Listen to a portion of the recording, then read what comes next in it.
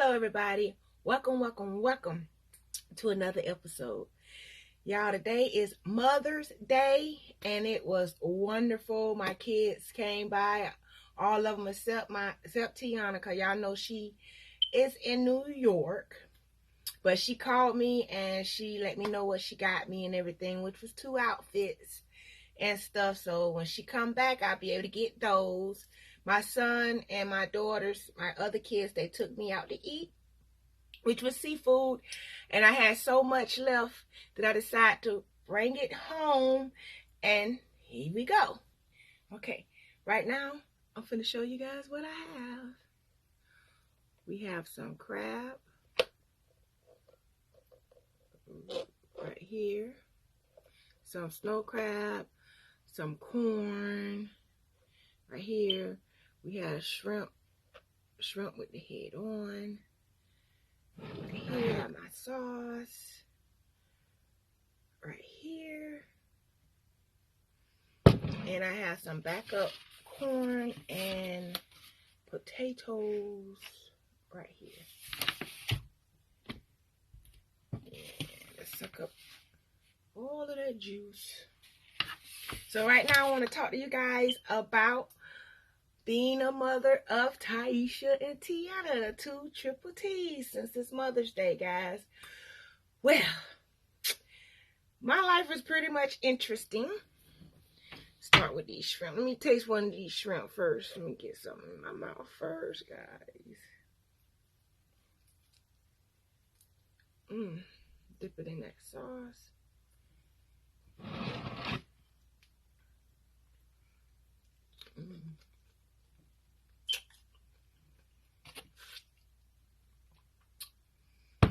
So good.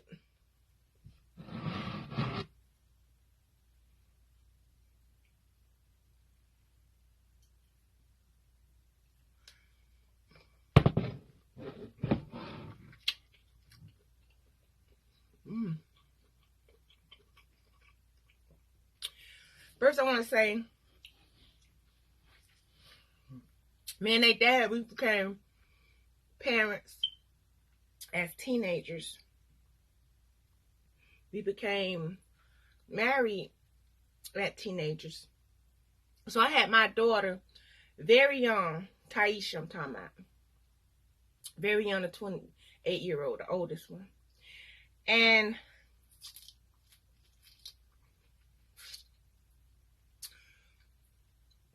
so with that being said, she was the only child for many years. She was the only child. So it was pretty much easy. We was growing together. We was being raised pretty much together because I was such a young mom, you know.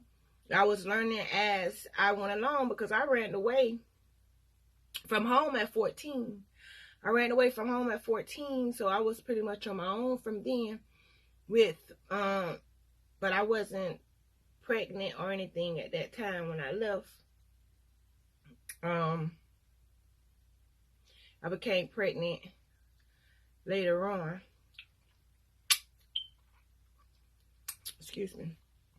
We became parents at a very young age. Taisha, she was a good, easy baby. Really, really, really easy. The pregnancy was really, really easy. The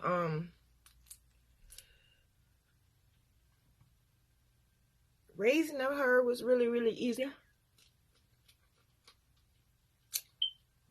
By that, this girl was walking at 8 months, like stepping.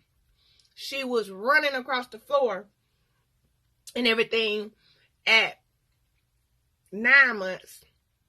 This little girl, Taisha, Big T, she potty trained herself before she was 1. By the time she was 1, she was just going to the bathroom, I guess, watching me or whatever, and then she just started going to the bathroom herself. Her daddy was like, she 1 now. I ain't buying no Pampers for no 1-year-old. I'm like, I ain't buying no Pampers either. And she was going to the bathroom. I never had to potty train her or Tiana. I had to potty train my other ones and my babies, but I didn't have to potty train them. That's how easy Those two were. And I had got entitled because I thought all of the kids gonna be that easy to do and go, but all kids are equal, different. I enjoy all my experiences of being a mom to all of them. Taisha, she was a fast learner, so she picked up everything really easy. They even wanted to put her in a gifted class, but I didn't do all that because under pressure. She had this thing where when she get really, really nervous, she have to pee. She have to pee every time she gets super, super nervous. She have to pee, so I didn't want to put her on in that environment where she have to go through all that and stuff with all that pressure. But my kids was pretty. I'm speaking on Taisha now. I'll speak on Tiana in a minute. They was very easy going and stuff like that. Let me see. They didn't too much get in no trouble. I was getting calls from school. Like most people get calls from school when their kids are doing bad. I was getting calls from schools telling me how much they appreciate my kids and how good they are and stuff like that. I was very happy and appreciative for them. And I worked 2 jobs at that time because I was the only one financially doing it. Yeah, let me tell you this story about me working overnight. Well, like, you know, you got to have somebody with your kids when you work overnight, when they're young.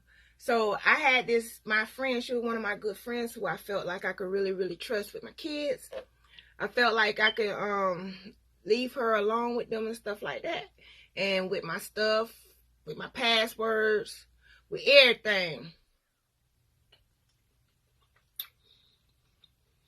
Well, really, she was a wolf in sheep clothing. Y'all, she tried me. She tried me. First of all, I don't play when it comes to my kids. You do anything to my kids, you doing something to me. You effing with me when you eff with my kids. I'm going to be there no matter what, you know.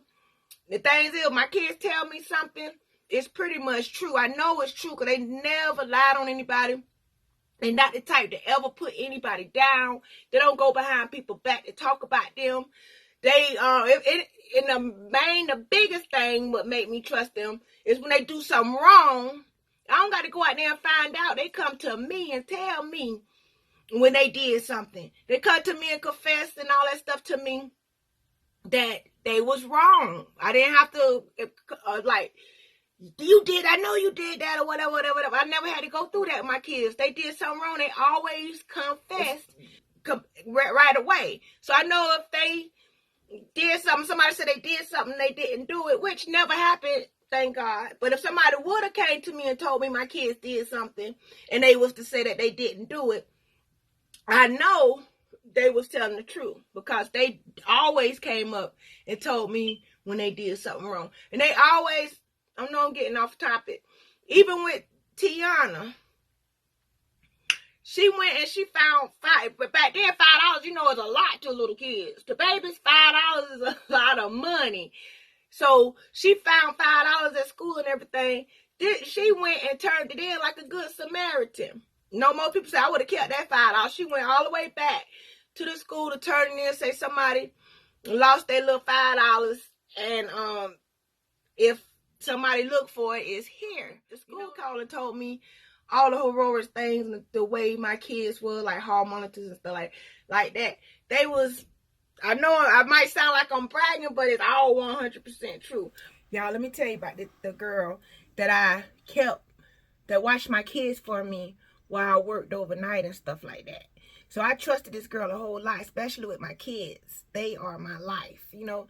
And also, I had to get her like my PIN numbers and stuff like that for my cards and stuff, because if she needed anything, because she watched my kids for a few hours also after I came home, because I was really tired. I worked overnight. So in order for me not to go to sleep on my kids and be able to be energized and stuff like that and ready for a baby, because she was a baby at the time. My other kids was in daycare and also in like Head Start. No, Taisha 4 years older than any of them. Well, they were all, the oldest ones was in school, and I had like the two youngest one, I think, Paul and Mookie, which is Bernardia, home. So she'll stay there and she'll watch them a few hours and let me get some sleep so I won't be groggy and stuff like that while I'm down. So while during this time, speed up. While during the time while I was asleep, she went into my purse. She got my cards, my bank cards, and all that stuff. And she went in the living room, which was Christmas time. Y'all. I had went and stood in line. This was Black Friday. This was first starting and stuff. I went and stood in line for hours and hours and hours to get this freaking games and all this stuff from Black Friday. That's why I had everything under the tree so early. And it wasn't easy, Black Friday, standing in that long lines trying to get something. That's how it was back then. And I did that just for my babies, to try to save some money. That way they can get more. I can get more for my money and get them some nice, good things that they can brag about. Because kids, that's what they pretty much like to do, is brag about what they got for Christmas.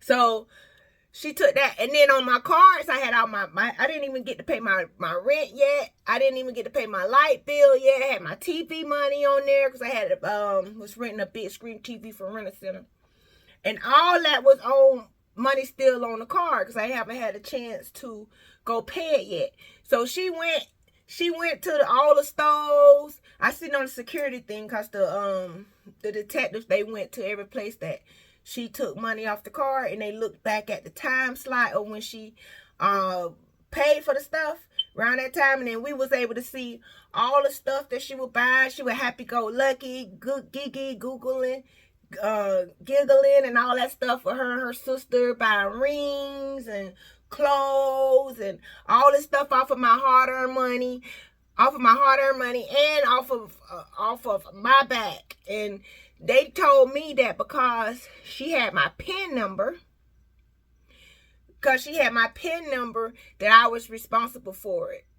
Now, if she would have went and didn't have my PIN number, like stole my checks or something like that, I wouldn't be responsible for it. So I had to go and borrow money and all that stuff in order to pay my light bill and my rent and and we get them Christmas stuff and stuff like that, all because of her. And actually, she overdrafted my account. She took all the money out of there, and then there was an overdraft, and then she kept overdrafting. And I think back then it was like $25 an overdraft, so I was getting those hitting me back to back. So that account like really grew. They did take off all the overdraft charges and stuff like that, but they didn't give me any of my money back or any of that stuff. So what did I do? I went up to that little heifer house. Yes, I did. I knocked on the door.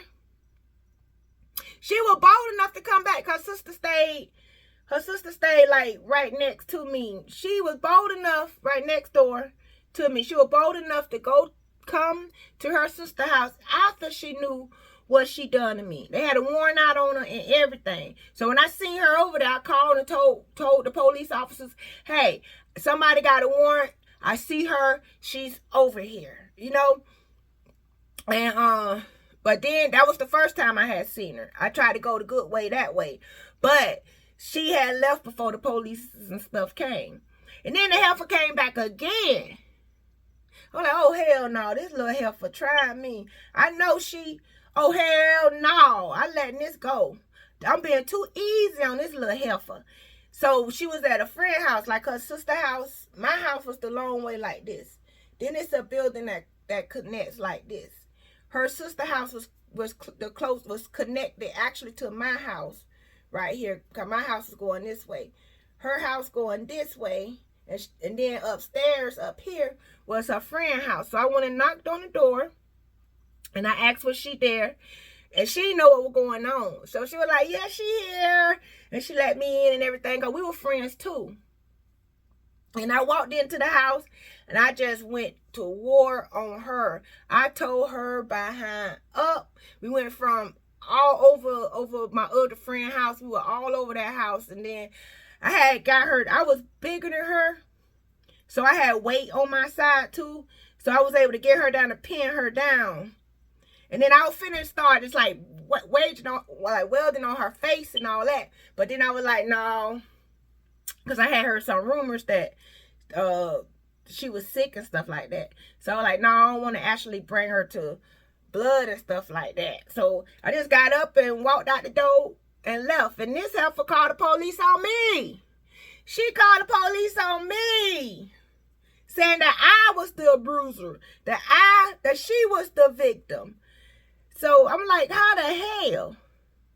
After she did that to my children. I don't give a darn. Even though I should have thought about that because I would have been taken away from my kids. But in the long run, after they pressed charges on me and stuff, thank God she had to go to court a day before for me. Because they had got her for the stuff that she had did to me. And then when her lawyers seen all the stuff that she had done to me, they dropped my charges. So I was scot-free. I was scot-free. Thank you, Jesus. Thank you, Jesus. Thank you, Jesus. Thank you. God know my heart. God know my heart, y'all. God know my heart. Because I could not let that go. The mama and the person I am in me, I couldn't let that go. So she had to have a well-whooped ass walk around with clunks all over your damn face because you want to try my kids. If it was something on me, I wouldn't care. But the heifer tried my children at the time and their livelihood and all that stuff. Because I was trying to do it on my own. Their dad had got into some trouble. Nothing violent or nothing like that. He not a violent person or nothing like that at all.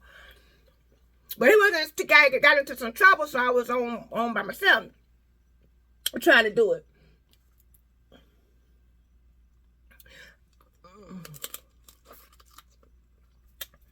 He a deacon in the church and everything now.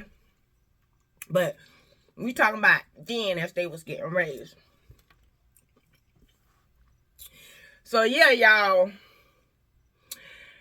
I had been a single mom and stuff like that. Because their dad was incapacitated.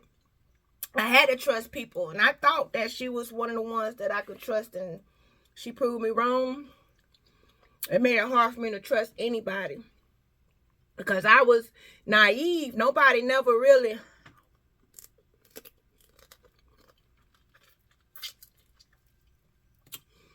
hurt me or in that way. Like being deceptive or nothing. I never got like deceived in the way of somebody stealing from me and stuff like that. Like my mom, she was on drugs. Later on, as we got older, she wasn't on drugs while we was growing up. She got on drugs while I was already at her house. She got back. She was on drugs before we was raised up, but she quit to raise us. Got in the church and everything. And then when we got older, growner, that's when she got back on drugs. And she never once stole from me. She never once deceived me in that way.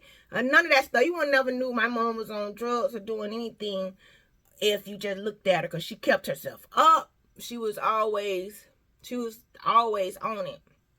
Oh, you would never know.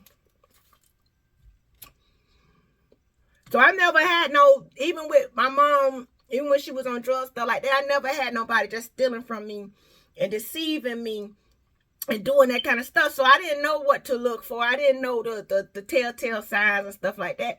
But you live and you learn. And that's how I learned. You can't trust anybody, no matter who it is. I don't care if they're your friends for years. You can't trust anybody with your kids. She didn't do nothing to my kids. She was actually a great babysitter. She didn't do nothing to my kids. But yeah, well, she did do something to my kids, but she didn't do nothing physically to my kids. She took all their Christmas stuff and didn't care if they had a roof over their heads or lights on and all that stuff. She didn't care about all that, but she did. She was a good babysitter. So, life, being a young single mom, I was like still a young teenager at the time. What the hell I was for? I was like 19, 20. I was like 20 something. I don't know. It was around in that time. Mookie, my youngest daughter, she is 21. And she was just born around that time. She was like in her months, like 2 months up in there. So this was like 21 years ago. And I'm 44 now. So this was a long time ago. So now let's get on to Tiana. Tiana was always, well, let me put it this way. Birth-wise, she was a hard birth.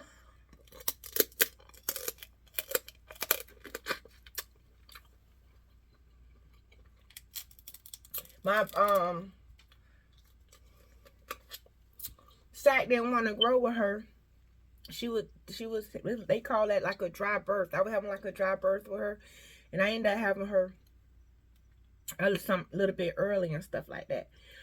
And because of that, when she came out of the hospital and everything, she was like a crybaby. She cried.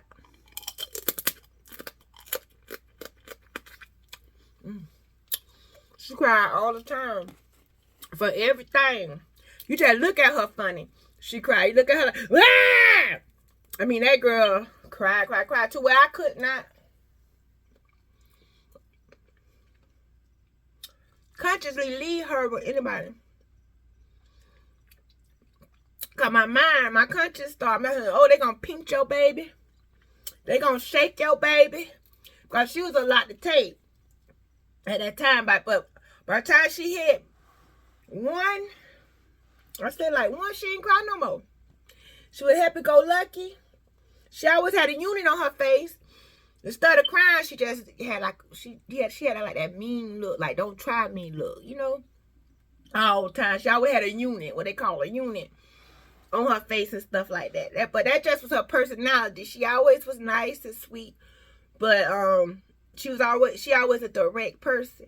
If she want to do something, she say, yeah, I'm going to do it. And you know she going to do it. If she don't want to do it, she going to be like, nah, I know. And I know she ain't going to do it. It's like my sister. That's what I loved about my sister. She told me no a lot. But when she said no, I know it was done and over with. She wanted a type where you can go back and be like, please, you'll do it. Please, please, please.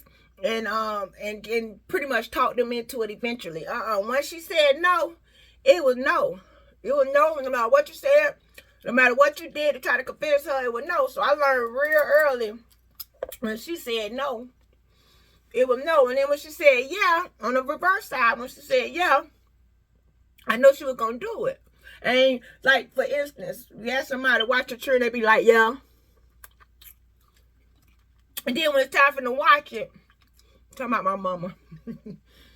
When it's time for her or the person to watch the kid, they dodge you. They ghost you and stuff like that. But with my sister, if she say yes, she gonna do it.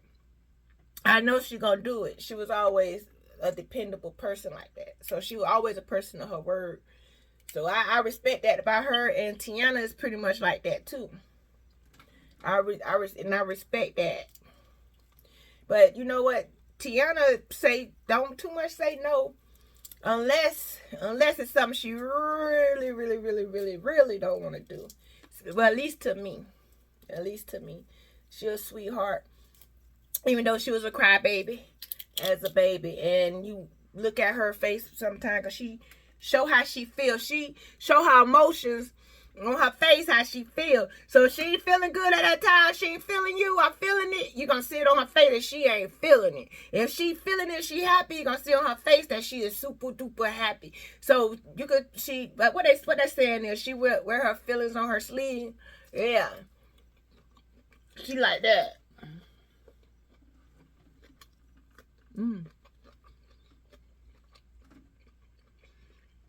School academic wise, straight A student. Taisha too. Straight A, B student. my walls full of certificates and everything. Tiana, now Taisha, they wanted her to go to a gifted school. Tiana, they wanted to skip her grade. But because I kind of regretted not letting Taisha go to the gifted school, I pretty much wanted Tiana to go ahead and take the opportunity. Her real name Tiana, T-E-A-N-A. But we call her Tiana, but it's Tiana. Little T. Tiana, she wanted to stay back with her friends. She was close to her friends. She a loving person. When you get on her good side or whatever, she connect with you. She is loving. She takes and she love hard. Like I said, she love on her sleeve, with her feelings on her sleeve. She loves hard. And so she always been like that type of person doing school and doing life. And so she didn't want to leave her friends. She was like, Mama, I don't want to leave my friends. I want to stay here. I'm happy with the route I'm going. Everything is running smooth. I'm happy. That's why everything is going good. If I was to move up to the next grade, what if I start suffering?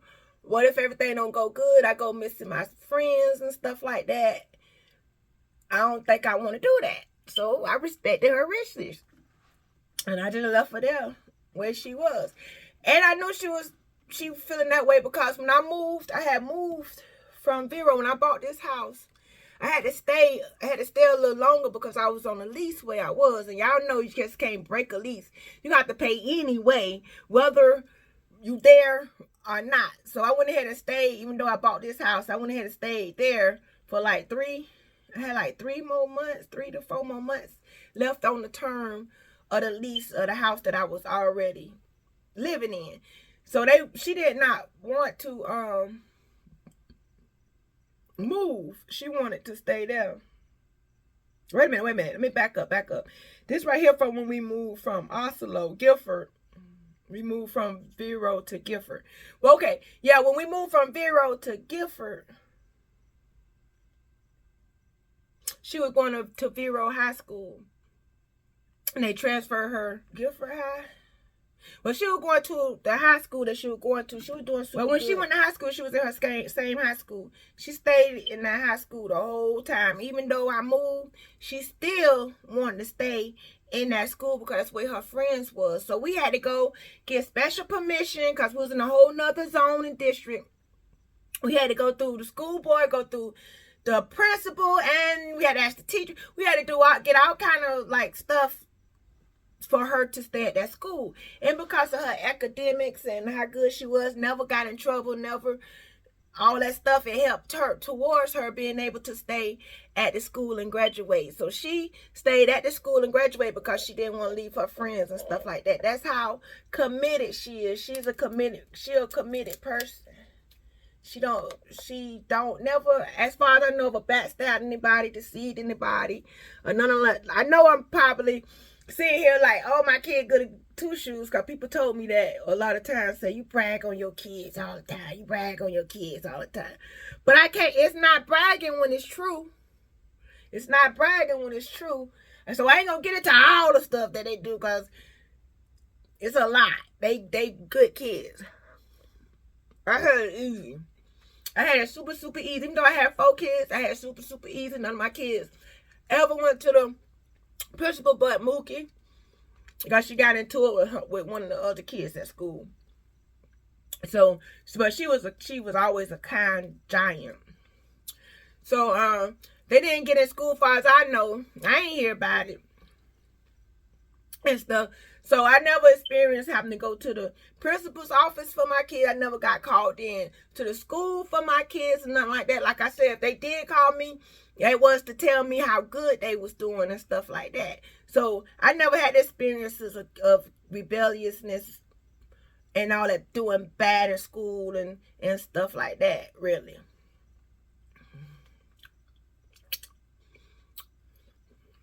They got garlic all over.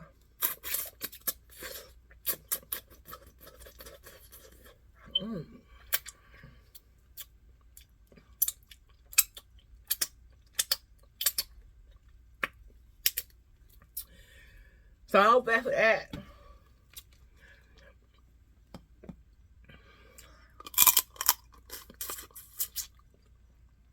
So Tiana went to school first for nursing. Then she wanted to do culinary. So she went back after she got her nursing. She went back because culinary. So now she got nursing and culinary. And right now she working in her culinary field because she loves to cook. She loved to cook. What we did the video messing with her with the cakes, to prank her, telling her that her shrimp cakes was nasty. We had did that video because we know how she is about cooking and her food and her dedication to it, and it make her happy. She brighten up. Like I said, she wear her feelings on her face, so she can't lie. If she not happy, she can't hide it. She can't lie. It tells itself. So mother-wise, I've been blessed. I wouldn't change anything. Like I tell my daughter and a lot of people that me and my daughter, because I was young, when I had her, we were raised together. But for some kind of way, I did it right. I did it right. And I think it's more because I knew that I was faulty and stuff like that. And I think I never like most parents want their kids to think that they are the most perfect people in the world. They don't make no mistakes, and what they do is the right way to go, and they don't tell them why or explain to them or ask them for their opinions or how, and just like disrespect them like they're not a person. Most parents treat their kids like they ain't persons. They just robots that they could just control. You do what I say, and you do it because I say this. You know, that's how I was raised too. I had a little bit of that because I believe a little bit of fear, tames the kid. I didn't want them to feel like I was like, they could just run over me. So like, when I say something, I meant it. And they knew that. My word is my bond. If I say you ain't gonna do something, I don't go back. Like my sister, I don't go back.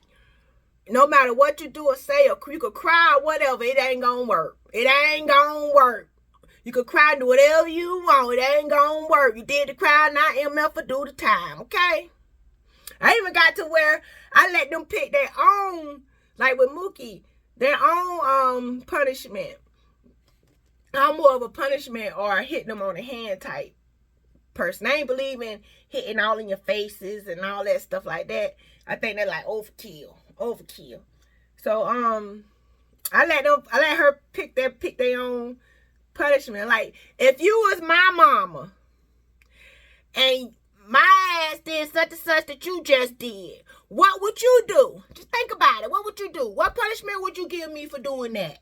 That's what I say. And they be like, well, maybe I'll make you take your TV away and your phone away for a week or so, or like that, because that'll make me sad. Stuff like that, But it was fun being a mom, and I would not change it for the world. They was my life, my best friends. They was my everything, and I love them so much. All of my kids, and that was the biggest, bestest, greatest gift that I can have is my kids. That's why I could never, ever hate my ex-husband or anything like that, because he did give me 3 of my kids. My last baby was from somebody else, and that was the greatest gift ever that God gave me. And like I said, being a mother is one of my identities, because I don't know what I'll do or where I'll be or how I'd be if I wasn't a mother. Especially right now with my eyes and everything being so bad and stuff. All that education that I did, all that work that I put in for a career and stuff like that, now I can't even do it, because I can't even, nobody gonna trust me with they stuff like that, with me being pretty much a lot blind. I'm legally blind. Everything I be like closer to my face. And I can't mess with money because I might get a 5 mixed up with a 10 or something. You don't want to take them kind of chances and stuff. I'm still learning with my vision. But I do my gardening and stuff like that. That's pretty easy with me, even with my vision being like that. But it's a lot of stuff that I have problems doing more than others. But with that being said, but that's how it was. And y'all also know I have Paul, which is my son, and I have my baby girl, which is Benaja. I tried to talk Benaja into doing the channel with us. She didn't want to do it because she more on the shy side. But y'all seen her on the channel, but she don't want to do it like we do it all in our lives and stuff. She didn't want to include everybody completely inside of her life like I do. I'm a sharer. I have nothing to hide, and I don't care about my flaws. I don't care about my mistakes because I know that's the best way to learn. You learn from your mistakes. The thing is, you make mistakes and you keep doing the same thing over and over and over and over like an insane person. Then that's when it's bad or when it go wrong. So thank you guys. Thank you, my Triple T journey, friends and family. We all love you. I know I'm here by myself, but this video here is me talking about my babies, talking about me being a mother throughout the years, and telling you guys how I would not change it for nothing in the world, and that I had the best kids in the world. And even though my life was flawed in some ways, but in majority of the ways, I had a very good life. Nobody can go out there and tell you nothing that's like incriminating about me and my life and with my children. Everything is like an open book. What you don't know, I didn't do. All right, guys. With that being said, I want to thank my kids so much for my meal, my Mother's Day crab legs and corn and mm.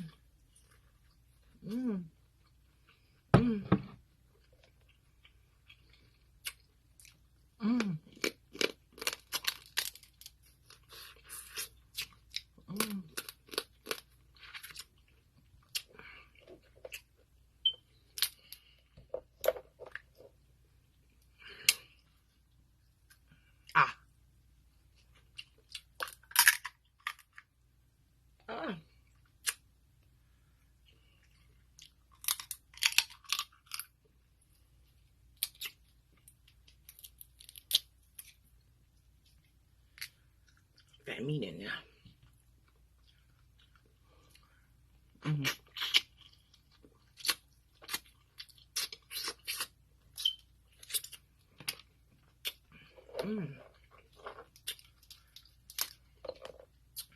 We got garlic all around it.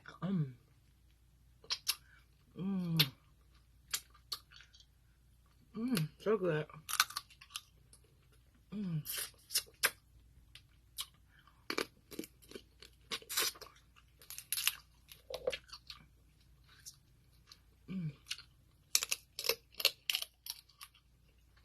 All right, guys. It's so good. I'm going to tear this up. Thanks for staying to the end. I love all you guys. I love my babies, my children. Thank you for being the best kids ever. And I'm going to see all you guys later.